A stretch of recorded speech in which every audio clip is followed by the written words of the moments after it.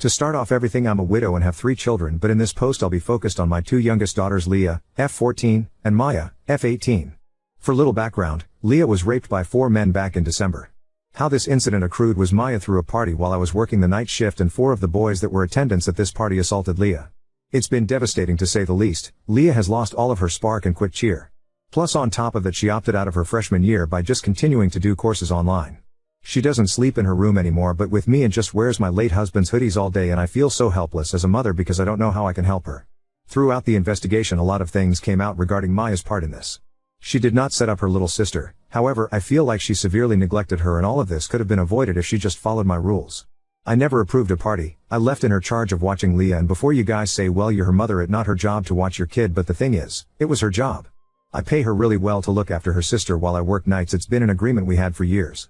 Leah is not special needs in any way. The only thing I asked of Maya is that she makes sure her sister does her homework and gets to bed at a reasonable time. The men that assaulted Leah, Maya invited herself. She knew them personally and knew they had affiliates to gangs and did not care. Instead, what I found out in this investigation, she tried to put Leah with one of these boys and Leah was not interested. This boy was harassing Leah all night, trying to get her to kiss him.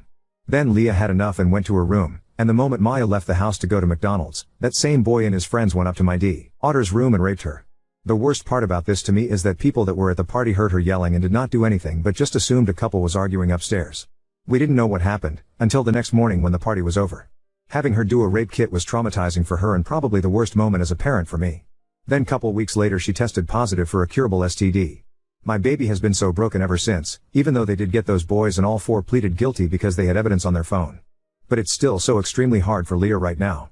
Maya on the other hand has been remorseful, and Leah has no animosity towards her and doesn't blame her, still loves her sister. But I don't know why for me I'm so angry at Maya, and I've been really trying to forgive her but I can't as of now. I can't even look at her without not wanting to lash out. Her prom is next weekend and I honestly couldn't care less. She tries to have conversations with me, but it's hard for me to show any interest in them. I don't hate my daughter, I still love her. But I just have strong dislike for her right now. I've been reading self-help books trying to learn how to address this properly. I feel like I can't open up to anyone about this in life. I guess this may be cry for help as a mother. Edit, thank you for all the feedback. The most repetitive question I'm seeing is if Maya still watches Leah? The answer is hell no. I don't trust her anymore and it might take years to get it back. I'm on a leave of absence currently. Also, Leah is not therapy as of right now. She expressed to me she's not ready for that. I think after the sentencing she might be open to it. Maya is also in therapy but skips a lot of appointments, and I'm in therapy too, and it's been helping me remain calm throughout this situation and not want to lash out at Maya. But the number one advice that I'm seeing in here that I'm strongly considering is sending Maya to my parents' house for a while and get some space from her. Sorry, quick second edit. For the ones asking if Maya is in a gang, to my knowledge she isn't. The most I have ever caught her doing was smoking some pot and vaping.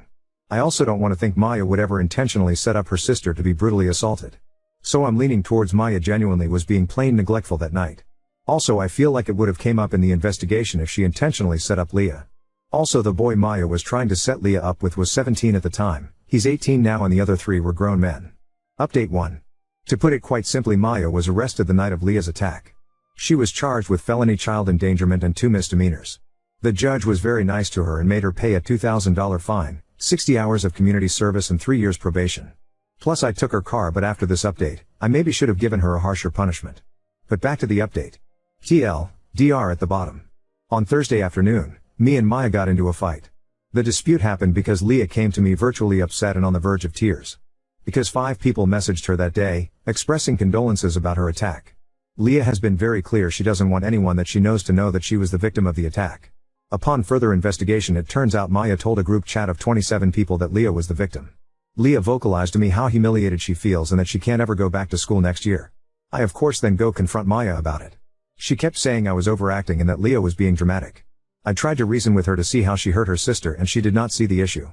She stopped me off mid-lecture from me and said, "Jesus Christ, Mom, you need to let her deal with this shit instead of always rushing to her defense. Leah is not different from other women in the world that deal with rape, at least they don't make it their entire personality like she does. Also, she's fine." I literally overheard her talk to a boy on the phone last night. It just clicked for me at that moment that she was not actually remorseful at all and that I just witnessed her mask slip. I just responded with "pack your shit up" and that she will be staying with my parents until I allow her back. That's exactly what she did. But the next morning I got a text from Maya to meet her at her therapist appointment that was later that day. Looking back, I wish I had never gone because her therapist majority of the visit only saw her POV, but at the start of the appointment, it opened up with Maya apologizing and explaining her thought process of why she told her friends, and it was because she was venting. Plus she didn't think of it as a big deal because it's public case that was on the news and Leah seems fine these days. Leah is listed as a Jane Doe and not named nowhere, but I digress. We then get into the nitty-gritty of it all. Maya then tells me in front of the therapist that she feels emotionally neglected by me and that I never seemed to care about her trauma when it came to the situation. Which is for her is having to stay in jail for a weekend and losing one of her friends, which is one of Leah's literal rapist. I wish I can say I'm joking, but I'm dead serious. We were talking about that for the first 30 minutes. Her therapist was guilt-tripping me for not being more emotionally there for Maya and that I should try to see as her mom since their father is no longer with us. But call me an awful parent, but I don't want to be emotionally there for Maya if it involves me having to help her mourn the friendship of the person that ruined her sister's life. The therapist was on one especially since she kept referring to what happened to Leah as an accident or that Leah seems happier these days because that's what Maya has been telling her, when Leah is quite literally high off antidepressants and still scores extremely low on the mental health evaluation. But I finally just had an outburst. Feel free to skip over the next paragraph, because there is a massive trigger warning. I get very graphic here. But I'm just reiterating what I said. What I said to both Maya and her therapist was, I think it's kinda disgusting that the two of you are refusing to acknowledge Leah's trauma in this and keep referring to it as an accident. You spent a weekend in jail, while your sister was in the hospital suffering from something your friend did to her. Ironically enough, if you ever listen to Leah, she has said that friend of yours was the most violent towards her during the attack and was the catalyst for the majority of injuries she sustained, including strangling her. So for you guys to sit here and berate me for not caring that you lost your friend because of something terrible your friend did to your sister is absolutely disgusting. My biggest regret right now is helping you obtain a lawyer. I should have let you rot in that cell and let you figure it out yourself. Maya started sobbing in the office at this point and saying it wasn't fair that I blamed her for what happened to Leah. She told me the only thing she was trying to do was have Leah come out of her shell because she kept hovering next to her at the party. The therapist then interjects and asks Maya how did Leah respond to her when she apologized. Maya in such a defensive manner says, apologize for what? I didn't rape her. Even the therapist was shocked when she said that, and at that point, I heard enough and Elle stood up, threw my hands up, and left. I haven't spoken to Maya since then, and this was Friday afternoon. Maya has been texting me and calling me begging to come home so she can apologize to both me and Leah. But I don't know at this point. I never thought I would be that parent that will have to go no contact with my daughter. But I don't know if I can stomach being around her. I can't trust her and she's not remorseful whatsoever about what happened. A part of me wants to try to make it work for the sake of Leah because she asked yesterday if she ruined our family. And that broke my heart. Leah loves and looks up to Maya, and I don't think she can comprehend at this time that Maya also failed her. I'm just stuck, or tell me if I'm wrong for not understanding Maya. I'm sorry for the not so happy update. So I should say what happened that morning at this point. I come home at 8:30 am from work and my house was trashed and couple of Maya's friends were still there. I of course argued with Maya for a bit about throwing a party, and then I go check on Leah and she wasn't in her room but her sheets were bloody, so I thought maybe it was time of the month and that she was showering or sleeping in my bed. But when I checked my room I did not see her. I started calling Leah and her phone did ring and I heard it come from my closet. It's a walk-in, and I see her wrapped in a blanket like a cocoon. I then shake her to wake up and she wasn't waking up, and I then try to unwrap, and that's when I noticed her scalp bleeding and I saw abrasions around her neck. So I started screaming someone call 911, and Leah starts waking up in the ambulance and she starts crying, and the first thing she told me is Maya's friend raped her and that she can't get up because she's in so much pain. When the police and ambulance show up, and I honestly didn't care about Maya in that moment, all I told her was to be honest with the police and she should be fine. I didn't know what I know now at this point. They take her to precinct and the cops interrogated her, and after getting a medical report for what happened to Leah, they decided to charge her with child endangerment. I did not see Maya's reaction to when they told her about what happened to Leah. But when she saw Leah once she got out of jail, she gave her a big hug and I thought it was a sweet moment. The only red flag that stands out to me from that time is, Maya did know corporate fully about giving out names because she said she forgot. Luckily DNA results from the crime scene and on Leah, which all 4 of Leah's rapists were already in the system for other crimes. One even being on probation, so they were easy to find, and it was dominoes effect after that. So my oldest is my son. He got married a month before everything went down, and I didn't want to drag him in too much about Maya, because I want him to enjoy the newlywed phase with his wife. Him and his wife are very supportive, and his wife takes Leah all the time for sleepovers or just to get her out of the house. Update 2. I know I'm probably not alone with dealing with this, but my daughter, F14, has been so extremely depressed, rightfully so. She went through 2 traumatic events in the span of 4 years at her young age. She was sexually assaulted back in December and she lost her dad 4 years ago. I just remember when I was 14 I felt like the world was against me, and I had both of my parents on my side, and I never been through an assault, so I can't comprehend what she's going through right now. This morning I overheard her crying in the bathroom and I asked her if she was fine, and she quickly said she's okay. It just makes me feel so helpless as her mom that I can't help her or take away any of that pain she's feeling. I can't even fully relate to her. Because I haven't been sexually assaulted before and both my parents are still alive. So I feel like I'm a horrible mom because I can't guide her and help her with the situation at hand. I feel like as a mom I should have all the answers and I don't. I just know in her head every time I try to comfort her she thinks, what is this woman talking about, because I feel like I don't know what I'm talking about 99.9% of the time. So any other moms that can relate, please drop some helpful tips. I have 3 kids, M24, F18, and F14. My late husband died very unexpectedly 4 years ago due to COVID. He didn't have a will, but we had a Lee Fay insurance policy that provided a $360,000 death benefit. As his spouse, I received the full amount. I decided to divide the money 4 ways. I would get $120,000, and each of my 3 kids would get $80,000. At the time, my daughters were both minors, so I told them they could access their full amount when they turned 18. However, if they ever wanted to do something pricey, I would allow them to use some of their share. Most of their needs were taken care of by me. My son was over 18, so I gave him his share right away. This arrangement was a verbal agreement, and I intended to follow through with it fully. Recently, however, my middle daughter, we will call her Maya, was arrested in December for child endangerment because she severely neglected her little sister, leading to something awful happening under her care. She had to use some of her $80,000 to pay for lawyer and court fees, which left her with about $65,000. Fast forward to today, and my youngest daughter is still struggling significantly. During her checkups, she scores very low on mental health evaluations and is on a high dosage of antidepressants. She often jokes that if she were to tell us or the doctors how she truly feels, she would be put in a psych ward. Maya no longer lives with us as I felt her presence was doing more harm than good to her sister. She's staying with my parents for now but has been begging me to give her the money I promised after she graduated. I've been hesitant to do so. My sister, who is familiar with the situation, believes Maya doesn't deserve the money and that I should use it to stay home longer with my youngest, who will be alone during the day once I return to work soon. With my youngest's declining mental health and school being out, I'm very worried about her. Maya is about to go off to college, and I know most of the money would go toward that. However, I'm still very angry with Maya for the pain she caused her sister.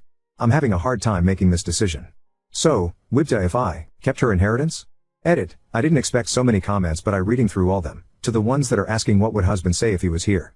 I honestly don't know, that's why I'm conflicted. A part of me want to think he would honestly say for me to give Maya the money so she go to college, because college was important to him. But also another part of me knows if he heard the details about what happened to Leah he would be way brutal than I am and disown her permanently, so it's hard to make a call on what would he want when I don't know. Update 3. My daughter Leah has been having a tough time with the aftermath of her rape last December. This past week has been particularly the worst for us. It started last Tuesday when a sheriff and another official visited our home. They informed us that one of Leah's rapists, the one who filmed the assault, had shared the video within a group, and now it's circulating on parts of the dark web. The video was filmed in Leah's room. It contained identifiable objects that revealed where she went to school. I was devastated upon hearing this news. Leah's reaction surprised me. She didn't cry or show much emotion. Instead, she simply shrugged and said, "I figured," before just sitting there in silence. The officials reassured us that it's uncommon for perpetrators to surface in such cases, but they felt obligated to inform us for safety reasons. After they left, Leah resumed acting as if nothing had happened, almost overly cheerful. I attempted to discuss it with her several times, but she avoided the topic. This behavior persisted throughout the week until she unexpectedly revealed that she had written a victim impact statement and wanted to read it herself in court, rather than allowing the prosecutor to do so. She felt that since there was no trial, only the charges against the rapist were known, not the details of what she endured. Her statement is a detailed account of that horrific night, but she is yet to read it to me in its entirety because she breaks down in tears every time she tries. That moment was the only time I saw her express emotion all week, until Saturday night. That evening, Leah appeared unusually cheerful again and mentioned going to bed early around 8 p.m. I didn't think much of it until I received a call from one of Leah's closest friends' mother. She was concerned because Leah's last message to her daughter was a note expressing love and asking her to check on her. I rushed to Leah's room and found she had attempted to overdose on ZQuil. As a nurse, I knew she would recover, but seeing her wake up in the hospital was heartbreaking. She screamed, "Why couldn't you just let me die? I want to die, Mom. I'm tired of feeling their hands on me. I want it to stop. Please let me die." They had to sedate her to calm her down.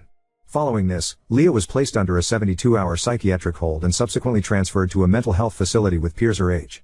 The staff recommended extending her stay beyond the initial hold, but Leah has been struggling, especially with a male staff member, possibly a psychiatrist, who she says is asking invasive questions about her sexuality, causing discomfort.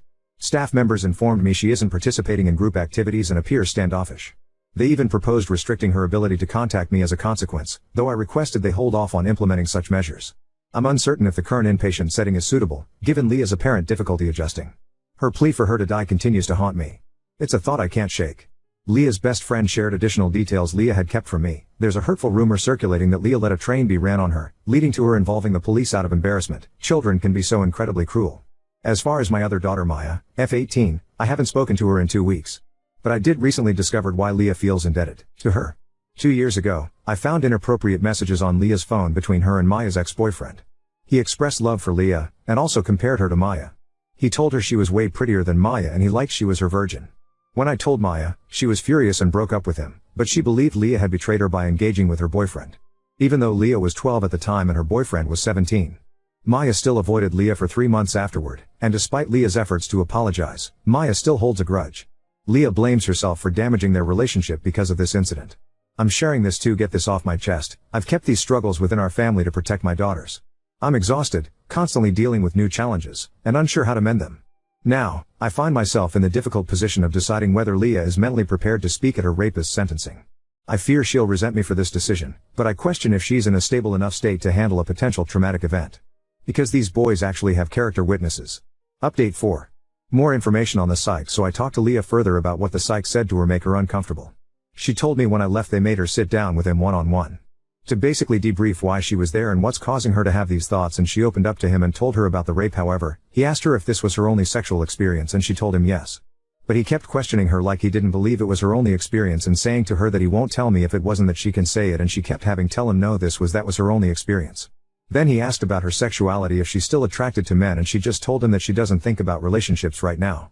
She just said that she felt weird about him asking a lot of questions about her sex life, when it was just those two alone in a room with the door closed. I'm not gonna accuse the psych of being a creep, because maybe he was simply doing his job, but I feel like he should have known to have a female staff ask her those questions. Or just have a woman present. He had have seen her chart before he seen her.